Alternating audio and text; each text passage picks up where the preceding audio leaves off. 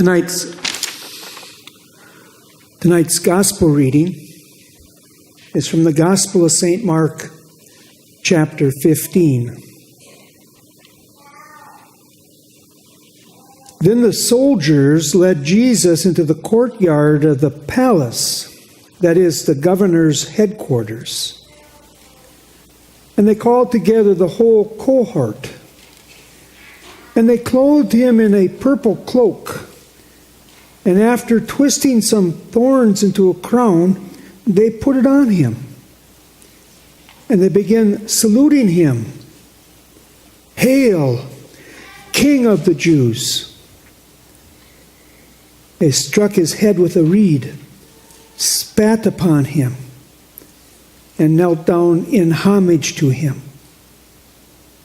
After mocking him, they stripped him of the purple cloak and put his own clothes on him. Then they led him out to crucify him. The Gospel of our Lord.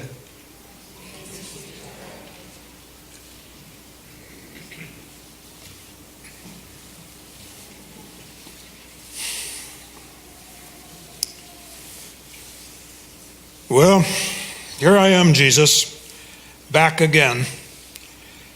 I got halfway to the city gate, and I turned and saw you hanging here. I don't know what happened. I just knew I had to come back. Why are you hanging here, Jesus? What did you do to deserve this? Nothing. At least nothing I'm aware of. It's these despicable Romans. I mean, all I wanted to do was come to Jerusalem for the Passover. I saved for years for this trip. And I get here to Jerusalem, and what do I find? The place is crawling with Roman soldiers. You'd think they want to become Jews. What are they doing here during this holy festival? Oh, yes, I know. They're here to keep the peace. To keep us oppressed is more like it. I know these Romans, Jesus. I know what they're like. I'm from Cyrene in North Africa. We were a free city once. And then came Alexander the Great, and then the Ptolemies, and then the Romans. And it was the Romans who took away our charter and made us their colony. And 30 years later or so, after the Romans took over Cyrene, they entered Jerusalem, the holy city. Sorry, Jesus, I'm still upset. You see, I never thought much about the Romans. They were there, and we would rather be free, but they kept to their business, and I kept to mine, and everyone was happy. At least I was at peace. But then I came to Jerusalem. I had heard about you, Jesus, from fellow travelers on the road. People said you had worked miracles. Jesus, they said you had given sight to a man who had been born blind. Born blind. I've heard of other so-called miracle workers who gave people back some sight, but never one with the power to make a man born blind see. And people said you did other miraculous things, like feeding a multitude. Some said 5,000 men with just a few loaves of bread and a couple of fish. Now that, I said to myself, was either a gross exaggeration or this Jesus was somebody special, somebody I wanted to meet. I met other people, though, who said you were a troublemaker, someone out to change the law of Moses. They said the scribes and the Pharisees, who know everything there is to know about the law, were out to prove that you were a heretic. And then these past few days, the whole city has been stirred up. Some people said they're so angry with you for not being the Messiah, they feel betrayed because you didn't start the rebellion that people had hoped for. Others are just despondent, let down and disappointed because you aren't who they thought you are. As for me, Jesus, I don't know what to think. I don't even know why I came back here, but I had to see you again. That's how I got into this fix this morning anyway. I wanted to see you. But I heard this morning that you had been arrested during the night, and that you had been questioned by the Sanhedrin and then by the Romans. I thought my chances of seeing you were gone. But then I heard all the commotion in the street, and I went out, and there you were, coming along the way, struggling with the way to the cross, stumbling. I pushed my way closer to the front of the crowd lining the way, and as you draw near to where I was standing, you stumbled again. The Roman guards were ridiculing you, making fun of us sissy Jews, and then you looked up at me. I will never forget your face, Jesus. Your tired, pained, tragic face that seemed somehow at peace, too. No, it couldn't have been peace. It must have been resignation. I don't know. But you had a powerful effect on me. And then it happened. The guard looked as if he had had enough. Time was wasting, and the Sabbath was approaching, and this execution had to be a quick one. So he tapped me on the shoulder with his spear. He might as well have shoved it through my chest. The effect would have been the same.